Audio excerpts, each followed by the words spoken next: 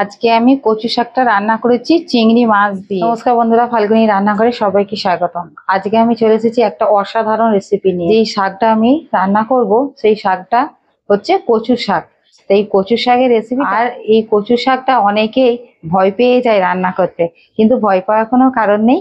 আমি কচু শাকটা কিভাবে রান্না করছি আপনারা যে দেখতে থাকুন। বন্ধুরা দেখুন, এই যে কচু শাক, তো এই কচু শাক ছোট ছোট করে কেটে টুকরো টুকরো করে কাটতে হয় আর আঁশটাকে ছাড়িয়ে নিতে হয়। এখন কিন্তু বাজারে ছাড়িয়েই বিক্রি হয়, তো আমি সিদ্ধ করে নিয়েছি। বন্ধুরা, কচু শাকটা বানানোর জন্য আজকে আমি চিংড়ি মাছ নিয়েছি। চিংড়ি মাছ দেবো, ছোলা দেবো, নারকেল তুলে নিয়েছি আমি নারকেলটাকে, আর এদিকে নুন, লঙ্কার গুঁড়ো, হলুদ গুঁড়ো, জিরের গুঁড়ো, আর এখানে আছে একটু মিষ্টি, একটু চিনি লাগবে, একটু পাঁচফোড়ন লাগবে, শুকনো লঙ্কা আছে, কাঁচা লঙ্কা আছে, তেজপাতা আছে, আর বানাবো সর্ষের তেল দিয়ে। বন্ধুরা, গ্যাসটা আমি অন করে দিয়েছি আর কড়াতে আমি সর্ষের তেলটা দিয়ে দেবো। বন্ধুরা, তেলটা গরম হয়ে গেছে, আমি চিংড়ি মাছগুলো ভেজে নেবো।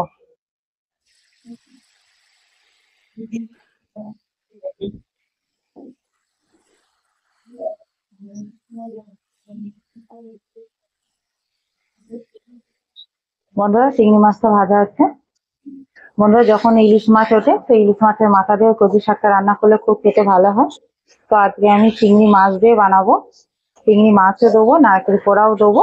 তো আপনারা যদি নিরামিষ ভাবে বানান তাহলে চিংড়ি মাছটা বাদ দিয়ে একই প্রসেসেই রান্নাটা করতে হবে। বন্ধুরা, চিংড়ি মাছটা আমি তুলে নিচ্ছি, চিংড়ি মাছটা ভাজা হয়ে গেছে। বন্ধুরা, আর একটুখানি আমি তেল দিয়ে দেবো।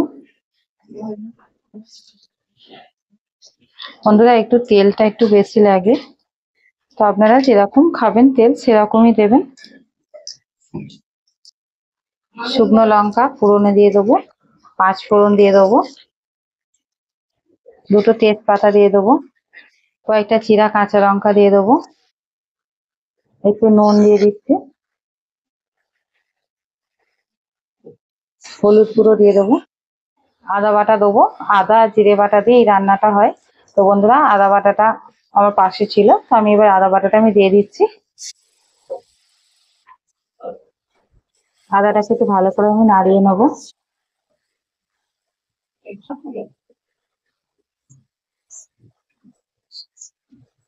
জিরে গুঁড়ো দিয়ে দেবো, লঙ্কা গুঁড়ো দেবো, কাশ্মীরি লঙ্কা গুঁড়ো দেবো। বন্ধুরা, মশলাটাকে একটু ভালো করে নাড়িয়ে নেবো। বন্ধুরা, এবার এই কচু শাকটা আমি মশলার মধ্যে দিয়ে দেবো।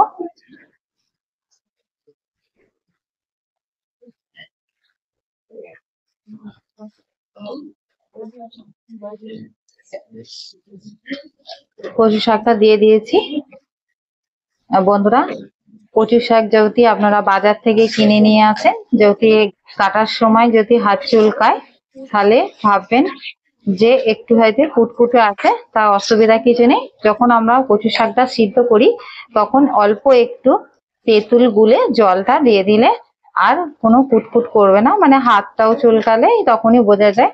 তো অসুবিধা হয় না। এই পানি কচু শাকটা খেতে কিন্তু খুবই ভালো লাগে, আর একটু হাত চুলকাতে পারে, কোনোটাই চুলকায় কোনোটাই চুলকায়ও না। তো বন্ধুরা, এখানে ছোলা দিয়ে দেবো, কাঁচা ছোলা। এখানে আমি নারকেল কোড়া দেবো, একটা নারকেলের হাফ মালা আমি কুড়ে নিয়েছি। বন্ধুরা দেখুন, এখনো কিন্তু রান্নাটা পুরো কমপ্লিট হয়নি, কিন্তু দেখেই না জিভে জল চলে আসছে। তো বন্ধুরা, এই কচু শাকটা অবশ্যই একদিন বাড়িতে রান্না। বন্ধুরা, এই কচু শাকটা জানেন তো আমার জামাই খেতে খুব ভালোবাসে, তার জন্য না, আর আমার জামাই বাঙাল, জানেন তো বাঙালরা কচু শাক খেতে খুব ভালোবাসে। তো আমার জামাই বলেছে কচু শাকটা মা রান্না করতে, তো আমি আজকে কচু শাকটা জামাইয়ের অনারেই আজকে আমি রান্নাটা করছি। তো বন্ধুরা, কচু শাকটা খুব সুন্দর খেতে হয়, আমিও প্রথমে আগে খেতাম না, তো জামাই বাড়ি গিয়ে আমি এই কচু শাকটা খাওয়া শিখেছি। তো এখন প্রায়ই কচু শাক বাড়িতে বানাই, আর সকলেই খুব ভালো খায়। বন্ধুরা, এইভাবে কিন্তু কচু শাকটাকে নাড়তে হবে।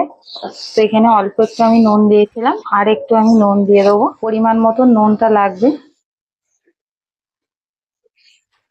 2 চামচ চিনি নিয়েছি, চিনিটা দিয়ে দেবো।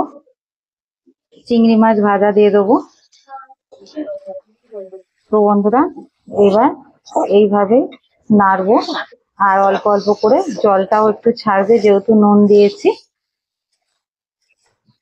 তো বন্ধুরা এই যে জল বেরোচ্ছে, এইভাবে কিন্তু না অনবরত নাড়তে হবে, নাড়িয়ে নাড়িয়ে জলটাকে শুকিয়ে ফেলতে হবে, এতে কোনো জল দেওয়া যাবে না। এটা অলরেডি সেদ্ধ করাই আছে বন্ধুরা, জল দেবো না।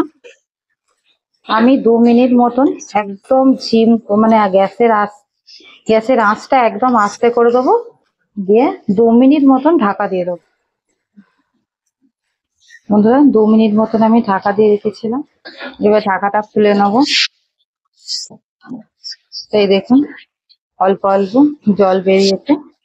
তো এবার এইভাবে খুন্তি করে নাড়বো আর জলটা শুকিয়ে যাবে। বেশ খানিকক্ষণ ধরে এটা নাড়তে হবে।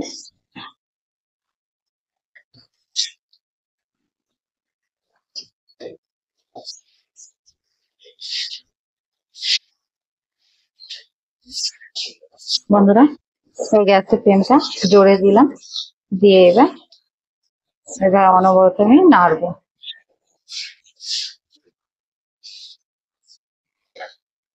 খুব সুন্দর একটা গন্ধ বেরোচ্ছে।